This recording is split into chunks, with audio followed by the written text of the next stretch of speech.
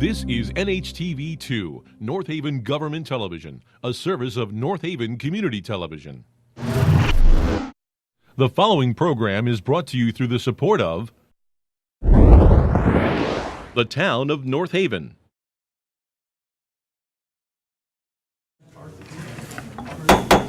I'd like to call the Tuesday, January 23rd, 2017 North Haven Fire Commission meeting to order. We have the privilege of having a swearing-in ceremony this evening for volunteer firefighters, Company 3 members Aaron Mednick and Bruce Prezgacki. Yes? For completing and passing Firefighter 1 class. I'd like to ask you to please step forward so I can perform the oath.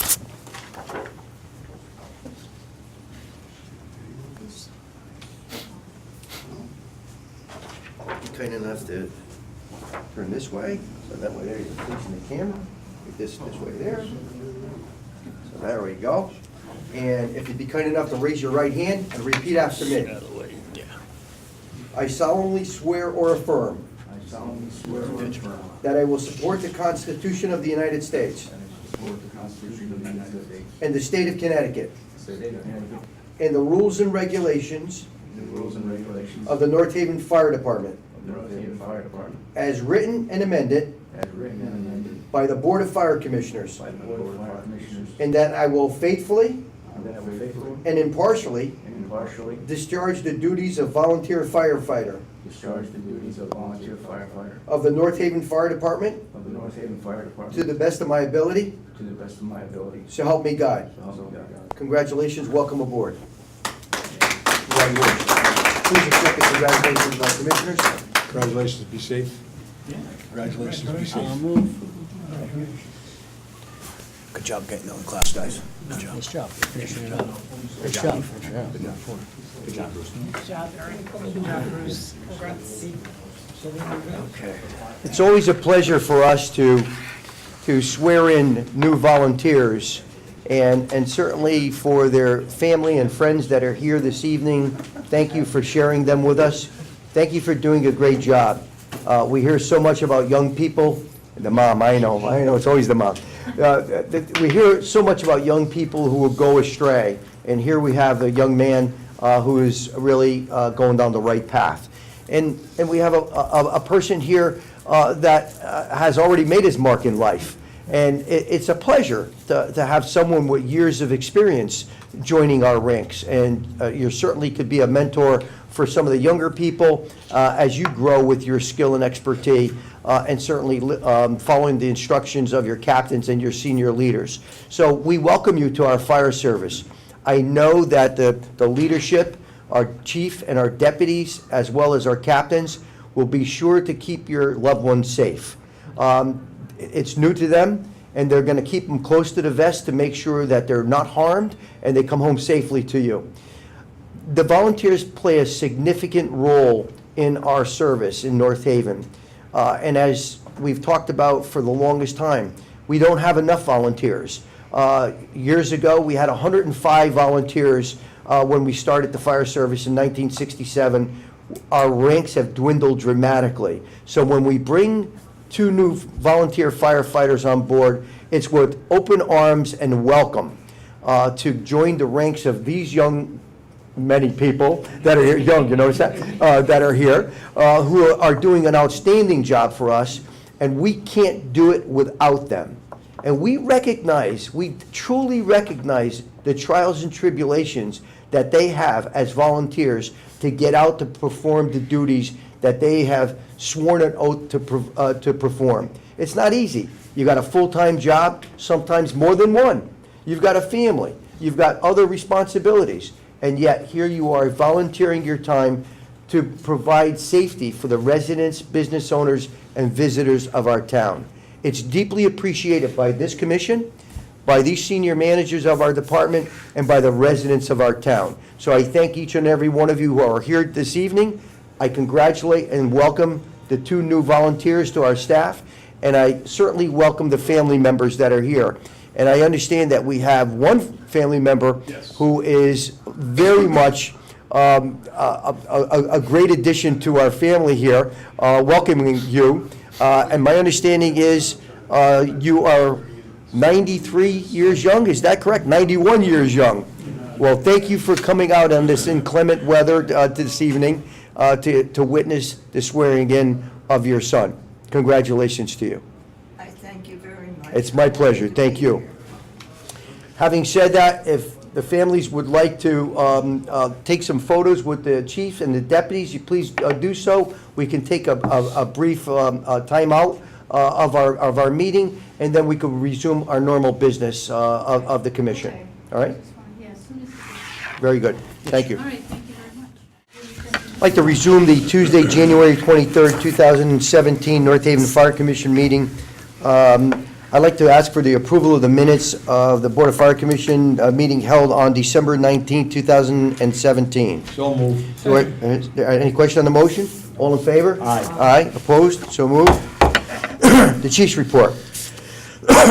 Chief's report for this month is going to again cover stats since our last meeting, which occurred in December.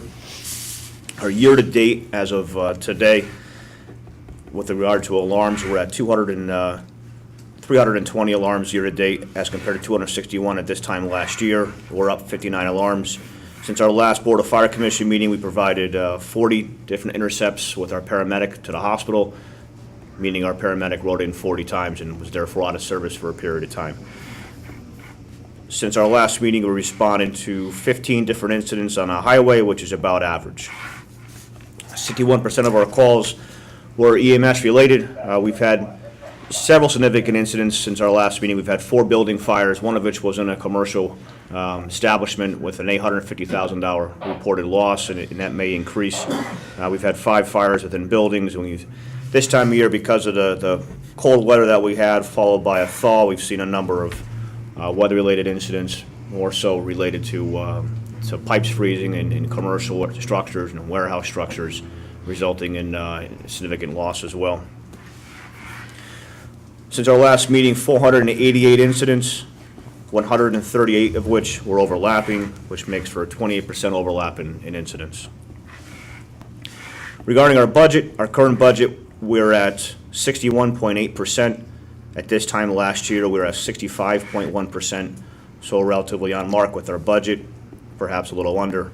Since our last Board of Fire Commission meeting, we have brought in $11,112 in permit fees, which since the beginning of when we started collecting these fees puts us, in my calculations, just over $222,000. Regarding the Fire Marshal's office, there's been 29 inspections since our last meeting, 5 re-inspections for a total of 34, 16 different code violations were found, 7 of which has since been corrected. We've had 1 arrest warrant that has been filed and 1 abatement order, and we've reviewed 60 different plan reviews or permits in that period of time. And that's what I have for Chief's report. I'll defer to training to Deputy Chief Scott Martis.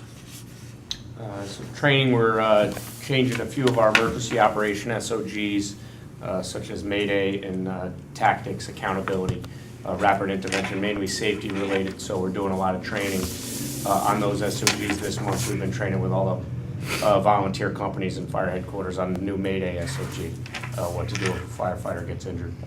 In addition, we took advantage of the cold weather, actually, thanks to Lieutenant Paul Brockett, who gave me the idea. And we've been utilizing the ponds at Quinnipiac University. All 4 career shifts have spent time in the water, cutting the ice and practicing the buoyancy suits and the ice rescue sled. It's inevitable, I feel, it's going to get cold again. And so the fact that we had plenty of ice early in the season prepped us really well, I think, for the upcoming February, should anybody get stuck. And then lastly, and I sent it in, but right now we have 5 members of fire headquarters that are currently taking Fire Officer 1 training here. The State Fire Academy is using our facility to run the training. And 5 members, if you do the math, is a high percentage of our membership from the career staff that chose to take that training. So and that's it. That's my training report. Very good. 1 point of order on the reports that the commissioners received prior to the meeting. You'll see on there's a notation for property loss, If you start seeing some changes in that compared to what you've seen in years past, just know that between now and the time that we meet next month, we're working on a policy that actually is going to better define the property loss by incident. There has never really been a defined way of identifying property loss, and we're working on a policy that will be made available to all staff so that number is better captured, better reflected in our reports. So just as a point of reference for that, and I have a couple of items for executive order, executive session for sick and injury, and that is my chief's report. Any questions of the chief or the deputy chief regarding their reports? Chief, just one quick question. We're running below budget this year, right? It looks that way, Yeah, so we're running below budget, right? And that's not even counting all the extra money you brought in from the fire marshal's office, correct? Yeah, so it looks like right now, out of the permit fees that we collect, we pay a consultant as well to conduct the inspections in town that we were not getting to. So it looks like there's about a $100,000 profit there at this point. $100,000 profit so far, half a year, and we're running under the budget. Correct. It's not too bad. I like to run a business like that. Absolutely. The other thing is, I happened to read in the paper about, I guess it was the North Haven Citizen, one of those papers, that the third selectman said something about hiring one firefighter. Obviously, they weren't listening to the budget presentation that you made. If you don't hire a full staff of 8, one does nothing but cost us money. We lose money, actually, if you hire one firefighter. Is that correct? Yeah, sure. So I did become aware of the article I think that you're referring to. And, yeah, one firefighter would not do very much to affect our operations or affect the overtime budget. We operate 4 different shifts. Correct. That all have to run the same way. Exactly. So one firefighter, it Would be needs to be useless. assigned to one of those shifts. And while I think the intent of that was to curb overtime, it would curb overtime for one shift, but it wouldn't curb overtime for the department. Correct. And paying him his salary and benefits and everything else would actually cost more in the long run because the overtime doesn't get any benefits. They don't pay any pension on the overtime, right? That's been a position for the town for a long period of time, yeah. All right. Look, I Thanks, think, Chief. I think you're correct. I think there are a number of persons who voice opinion without having the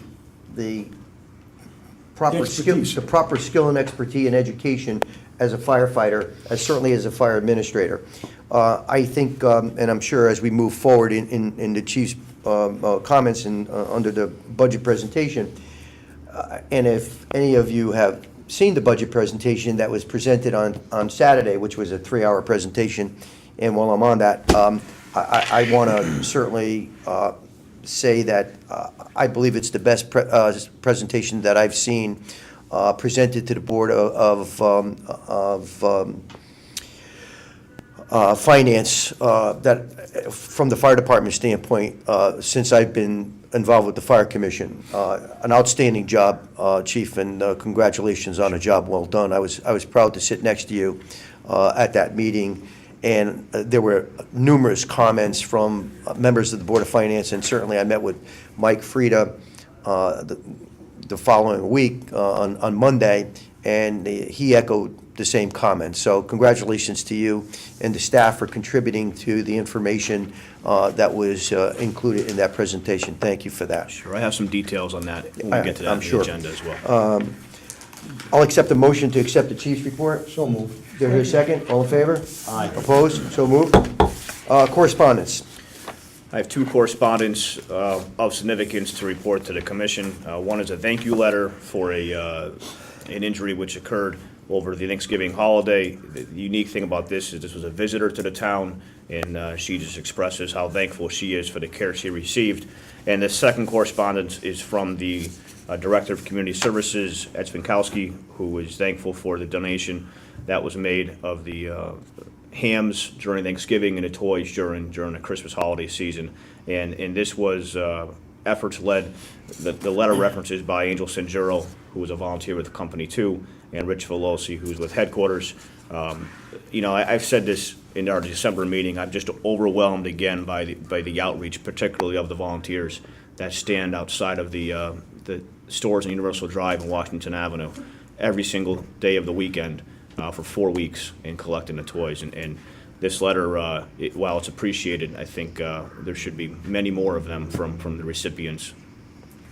Absolutely. As I indicated earlier, as far as volunteers are concerned, it just proves again, not only are they donating their time and talents as firefighters, but they certainly are dedicating their time to do kind deeds for the community. And it's not only during the holidays. They certainly do a lot of wonderful things, and it's deeply appreciated by this commission, and I know by the town.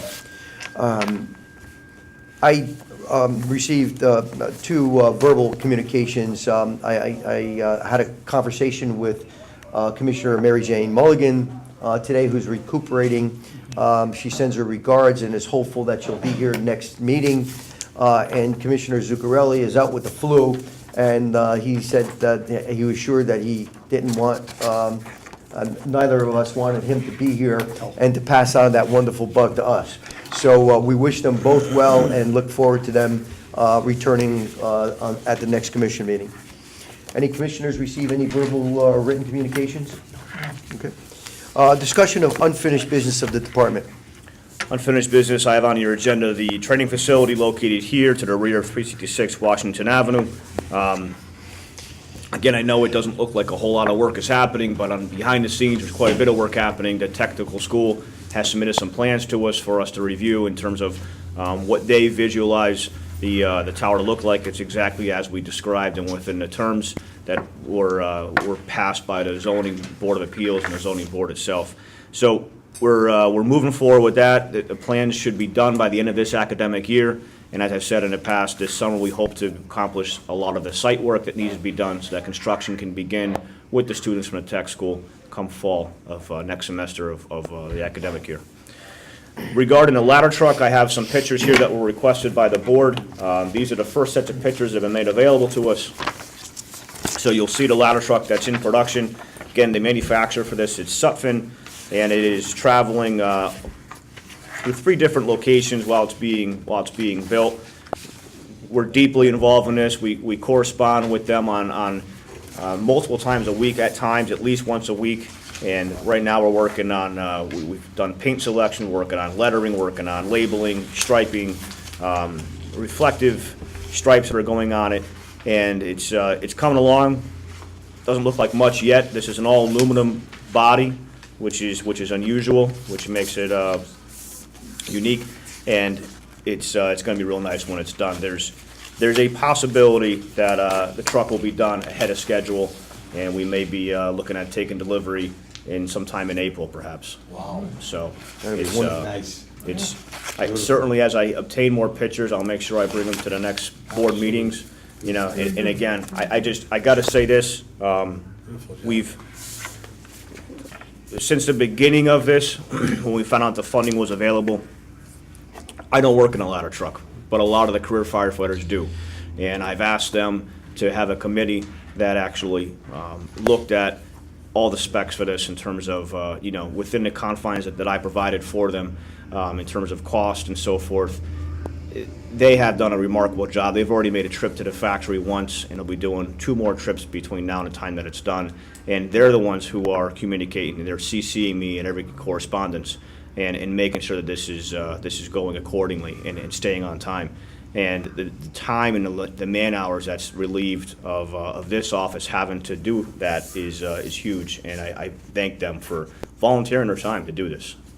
Well, we certainly appreciate their effort. Obviously, this is a huge investment for our town, and the man hours that our paid staff is spending to be sure that every minute detail of this new apparatus meets our needs is really appreciated.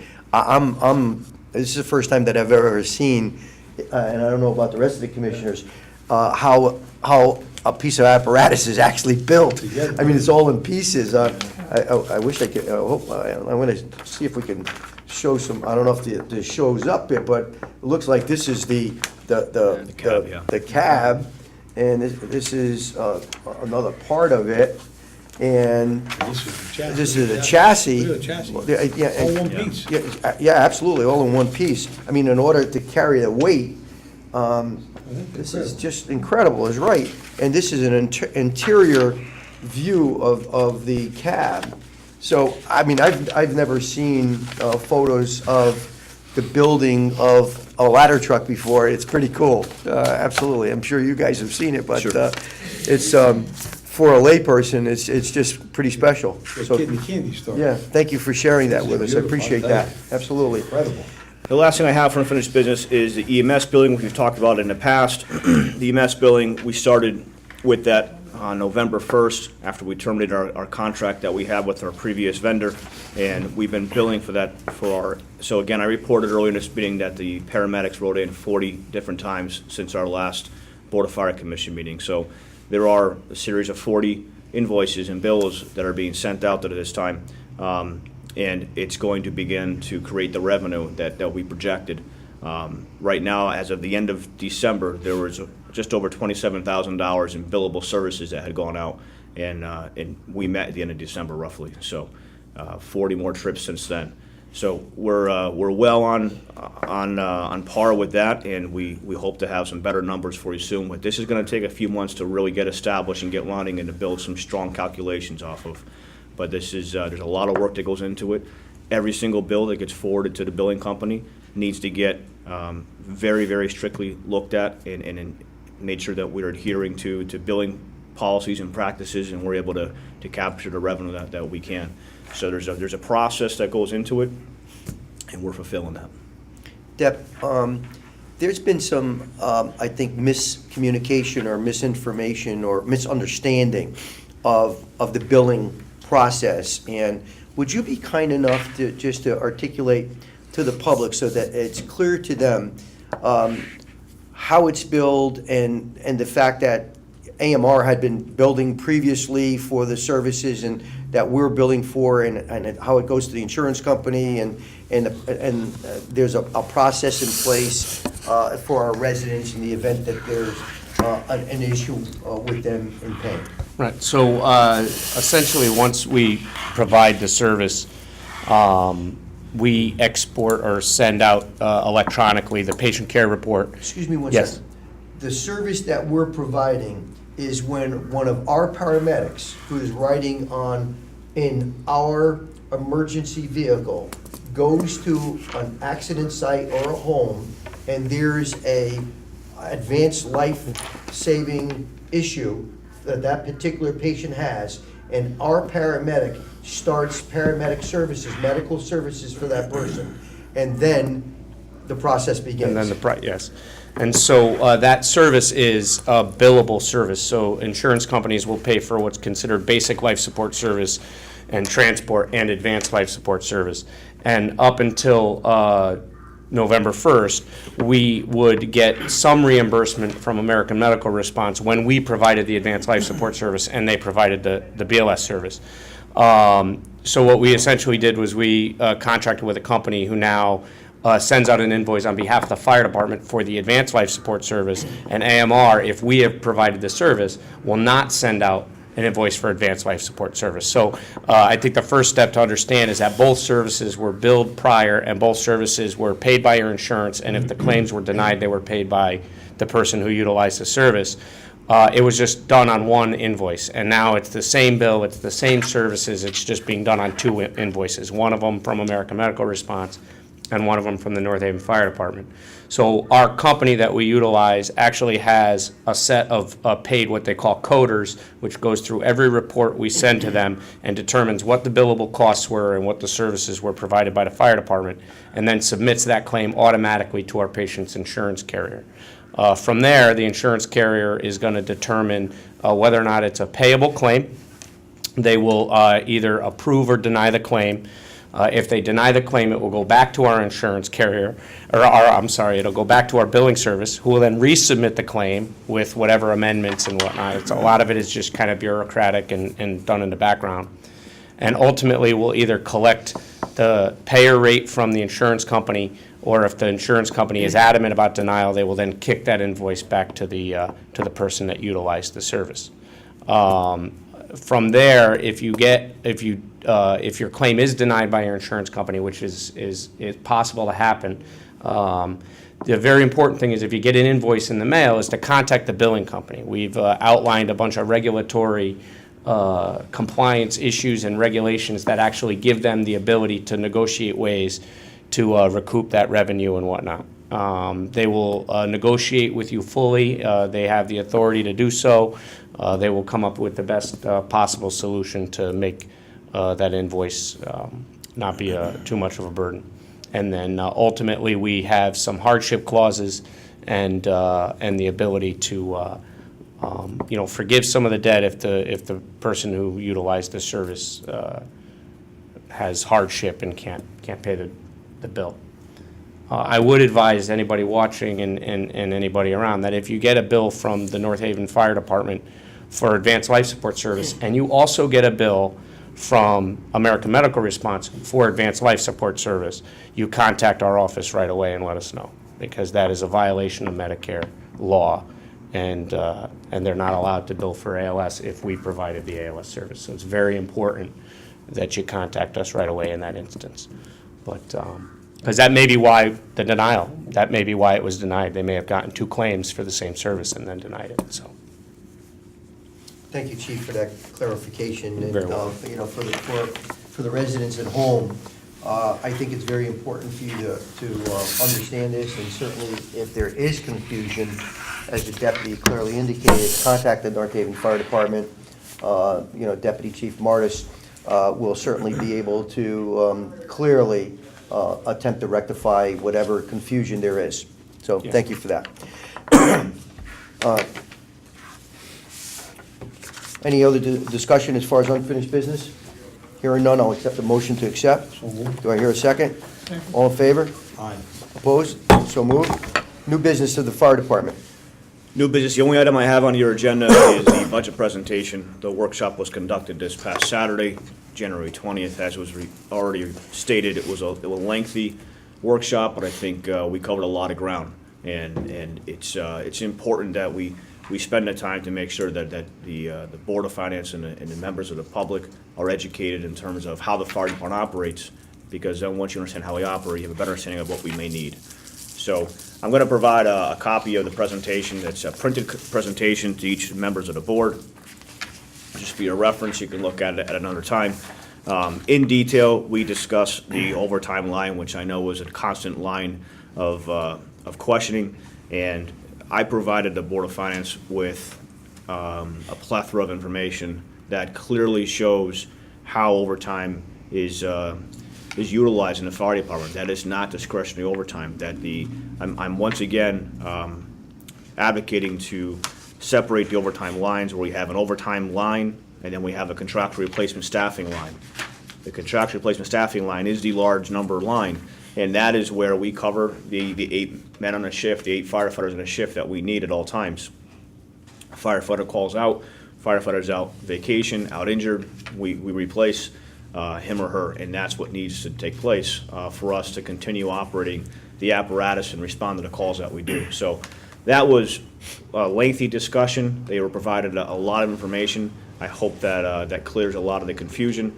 The other items that we discussed were the need for apparatus, based upon the recommendation of one of the town attorneys and the passage of House Bill 7047. So I advocated and I requested to replace 2 apparatus. One of the apparatus is intended to replace the current engine 1, and engine 1 will go on to replace something else, so that we replace an engine, we purchase an engine that is replacing our busiest engine. While it's only 4 years old, we wouldn't get this until another year, and we go through our main headquarters engine. It's used quite extensively, and it wears fast. So it makes the most sense to replace that and have the current engine 1 replace something else, so that we're replacing our busiest piece. The other engine that we would replace, my intent is to purchase what they call an urban interface engine. And for those of you that aren't familiar with what that is, you can just take a look at these, that the front photos are an idea of what they look like. So, to the common person, they may look just like an engine. It's about half the cost. And what it is it's a 4-cab engine. It still has 750 gallons of water so that it can function as a primary engine if that's all that's left in the station to operate, but it's 4-wheel drive. And it has a very high clearance on it so that if we have to go into the freight yard, or we have to go into the Cattails, we have to make it halfway up Peters Rock or elsewhere, we don't have the means to do that at this time, but we would with this.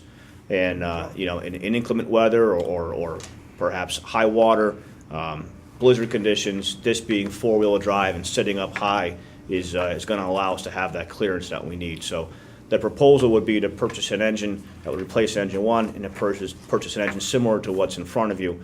And I was able to provide the Board of Finance with 2 estimates to substantiate the amounts requested. Good idea. Yep.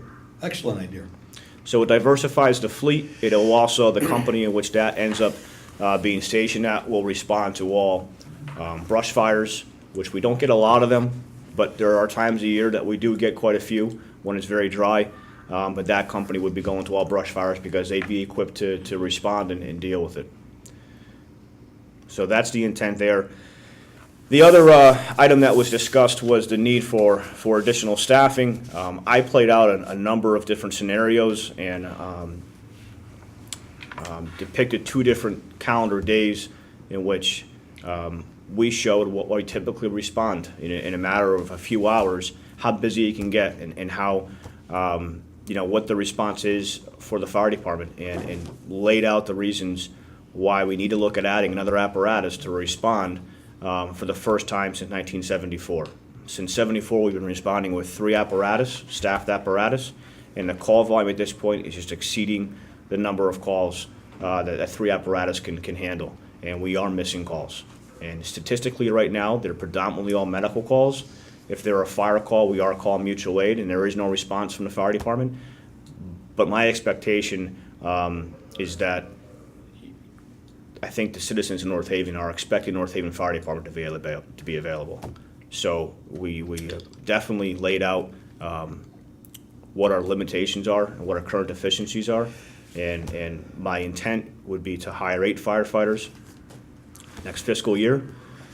During that year, staff a second rescue, which would have a second paramedic, so that we can run 2 paramedics per shift. The following year, hire another 8 firefighters, park the rescue that they were riding, and staff a second engine with a paramedic on it. So we'd have a second engine with a paramedic. That does a couple things for us. We currently don't have more than 1 engine staffed and able to respond. So when engine 1 is tied up, we rely solely on the volunteers. In certain times of the day, that it's very hard for them to get out. We've looked at all the stats and the numbers, and it's something that we've got to start to plan for. That's the proposal. Along with that, the intent would be to look at a grant for staffing, similar to what the town did in 2010. And the intent would be to either take the money for the funding for the first 8 firefighters and hire the 8 firefighters, or if successful with the grant, we can use that money towards the cost share for the grant. But the grant would be for 16 firefighters. You cannot get a federal grant unless you're going to staff a suppression apparatus with 4 firefighters. It's the only way we're getting a grant. When we received it in 2010, we were assigning 3 firefighters to Engine 1. We received a grant for 4 firefighters because we added a firefighter to Engine 1 to make it 4 firefighters. The only reason we received federal funding. We hired 4 paramedics to start a paramedic program, so we got 2 bites at the apple, in a sense, but the only way we're going to be able to be eligible for a grant is by hiring 16 firefighters and putting 4 on an engine. So the proposal at this time is 8 this year, and I provided my budget projections in terms of what that cost would be. I'm relying on the Board of Finance to provide the total package, as they'll have a better understanding of what the exact cost would be. As I indicated earlier, there was a significant discussion that took place, and this presentation took 3 hours. I think it cleared up a lot of confusion that members of the Board of Finance had regarding the services that are provided by the fire department and how many actual firefighters are on shift providing those services, and how many actual pieces of apparatus are available and manned per shift. So the chief clearly indicated that we have 3 apparatus that are manned, and there are a total of 8 persons, 8 firefighters that work per shift. And then we certainly have to depend on the availability of the volunteers. As I indicated clearly earlier, it's very difficult for our volunteers, especially during the daytime when they're working to respond to daytime activities. We have some people who work in town, some people that work for the town who are volunteers, who have the ability to respond in certain circumstances. But by and large, we're staffed by the 8 paid firefighters. And when the chief clearly identified 2 particular days and the quick calls that came in, and how each of those 3 pieces of apparatus and 8 firefighters were dispensed out of town, throughout the town, that left no one to respond to the next calls that were coming in. And during the election cycle, if you will, or period, there were a number of persons, number of residents that came to this meeting and came to Board of Finance meetings and selectmen meetings that were concerned that the fire department missed calls, 911 calls. Calls were made to 911, and we had no personnel to send out to that emergency. Yes, the police department went out. Yes, AMR ultimately would respond, and certainly they do respond, and they've been responding for 40 years. But the truth of the matter is, I believe, and what persons have indicated to us when they came to our meetings, is when they dial 911, they expect the fire department to respond when it's a medical or fire issue. And we were unable to do that. Now, we understand we can't be all things to all people all the time. We understand that we have a limited amount of monies that are available. And as a matter of fact, we, prior to, when I say we, the chief and I presented at the Board of Finance, we indicated before we even started our presentation, we clearly understand what's happening on a state level and the financial dilemma that the state of Connecticut is in, and how that trickles down to the cities and towns. We understand that they're delayed, our town is delayed in receiving funds from the state in order to meet the state commitment that they made in the previous budget. And we don't know what the state is going to allocate in this budget.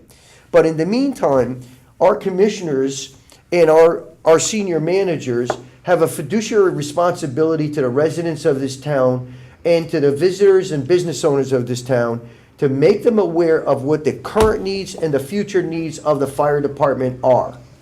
And I believe for the first time in a very concise, clear manner, our chief articulated that to the Board of Finance.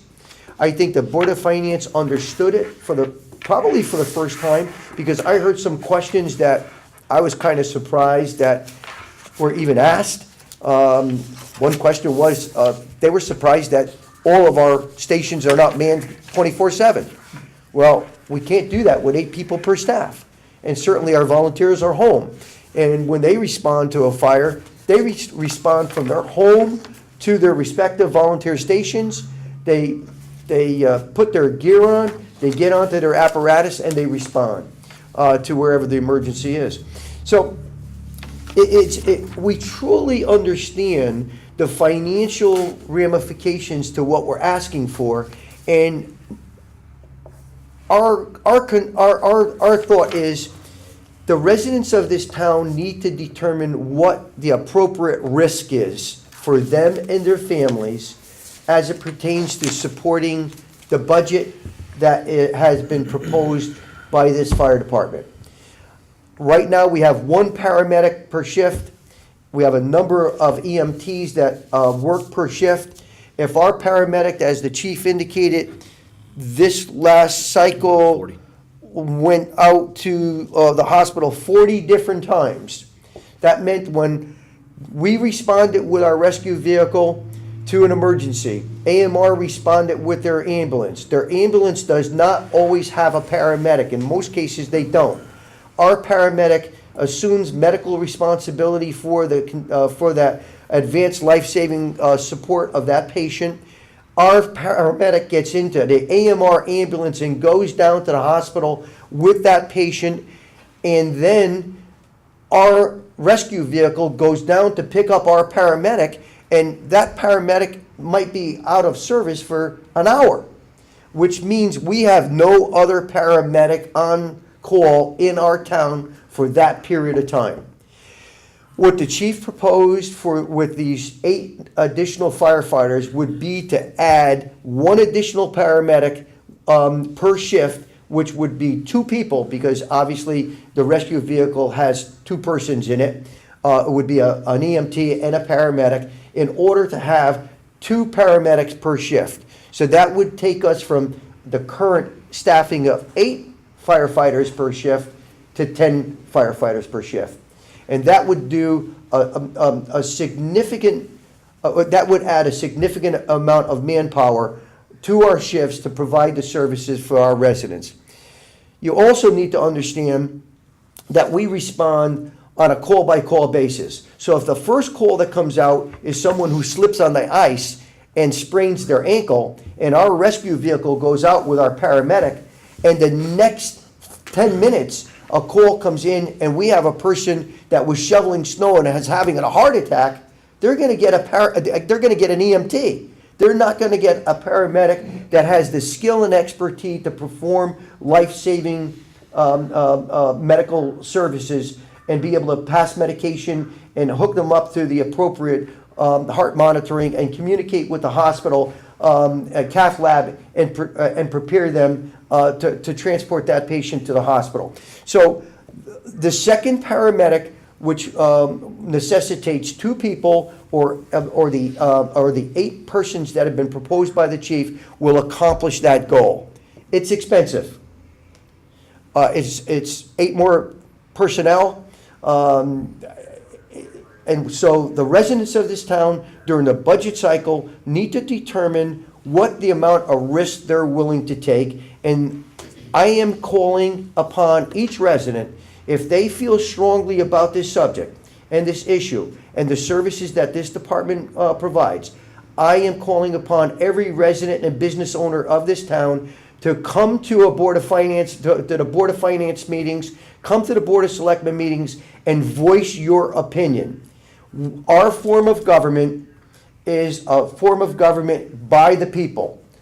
We are a town meeting form of government. The senior persons of our town, Mike Frieda, the Board of Finance, the Board of Selectmen, listen to the residents of this town.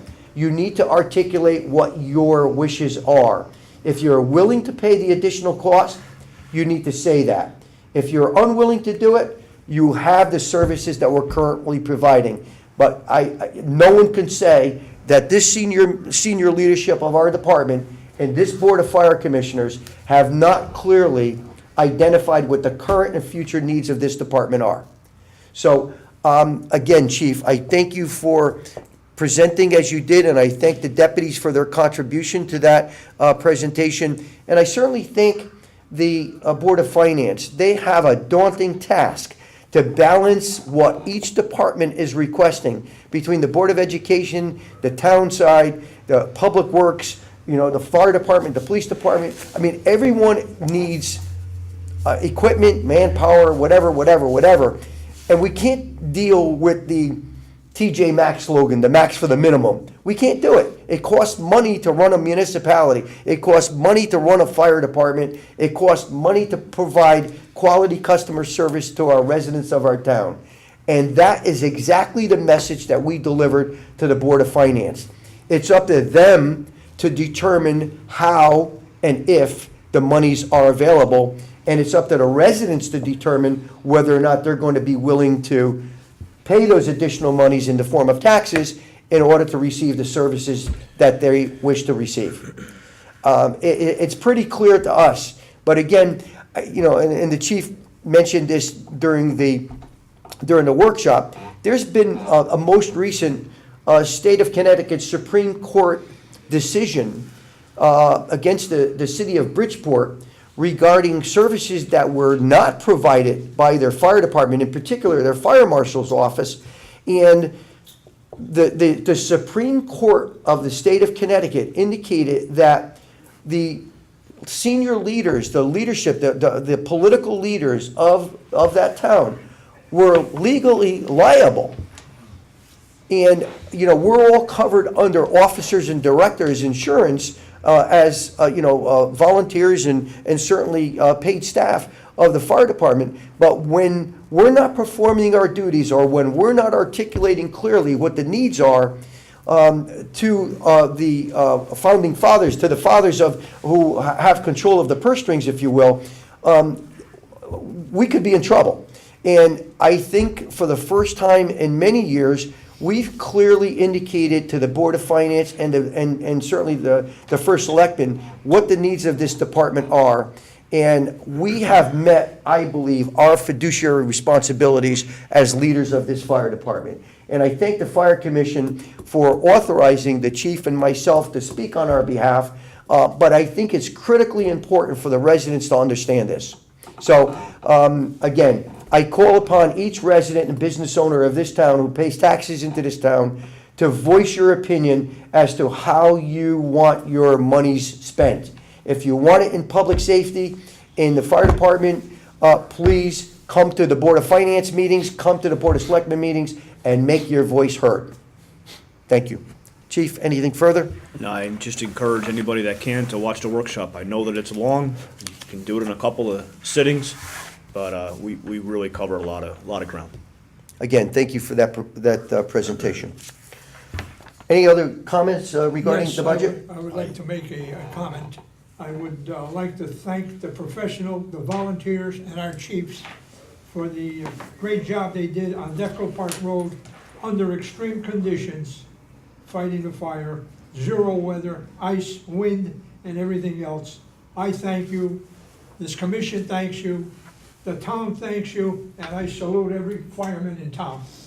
Thank you, Commissioner. Very well said. All I want to say is, Mr. Chairman, that was an excellent presentation you made.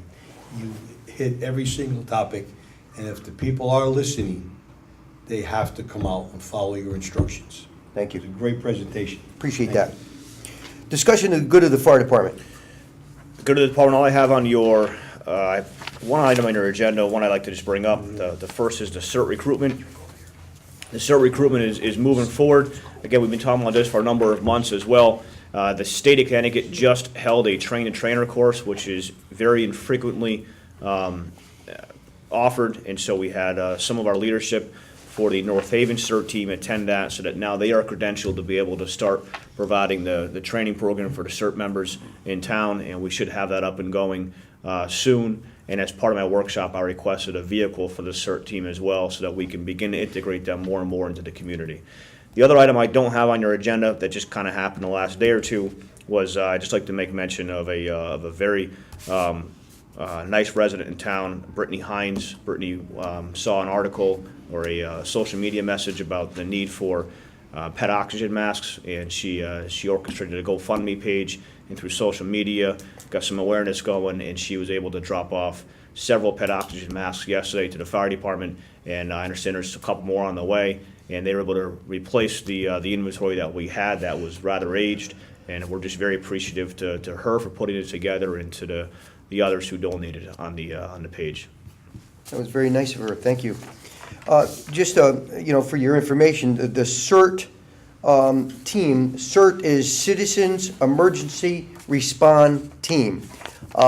This is a group of citizens, and we have 40, Chief? 40 to 50 have expressed an interest, yeah. 40 or 50 residents who have expressed interest in participating in this emergency response team. And, this commission is just in awe of that. These are natural disasters or whatever kind of emergencies that would arise where these individuals would be, called upon to do a number of different things. They're going to go through some training, and it's just wonderful that they have voiced their willingness to participate. And certainly this commission appreciates those persons. I know they've attended, what, two training sessions thus far? 2 informational meetings. The training will begin now that the members have completed the train-the-trainer course. Perfect. So on behalf of this commission, thank you for beginning this process. We're significantly ahead in comparison to other municipalities based on what the chief has indicated to me. So, North Haven stepped up again for us. Thank you. Having indicated that, I'll accept a motion to move into executive session. So moved. Do I hear a second? Second. Any question on the motion? All in favor? Aye. Opposed? So moved. I'd like to reconvene the Tuesday, January 23rd, 2017 North Haven Fire Commission meeting. We have two motions that need to be made. Commissioner Criscolo? Thank you, Mr. Chairman. I'd like to make a motion to accept Aaron Mednick as a member of the West Ridge Company 3 pending national background clearance effective immediately. Do I hear a second to the motion? Second. Any question on the motion? All in favor? Aye. Aye. Opposed? So moved. Commissioner Capucci? I'd like to make a motion to accept Jacob Micus as a probationary member of the Northeast Company for pending medical clearance, national background check, effective immediately. Do I hear a second to the motion? I'll second that motion. Any question on the motion? All in favor? Aye. Aye. Opposed? So moved. Any further business coming before this commission? Any public comments? Here are none. I'll entertain a motion to adjourn. So moved. Do I hear a second? Second. All in favor? Aye. This meeting's adjourned. Thank you very much. Thank you. The preceding program is brought to you in part through a grant from the town of North Haven.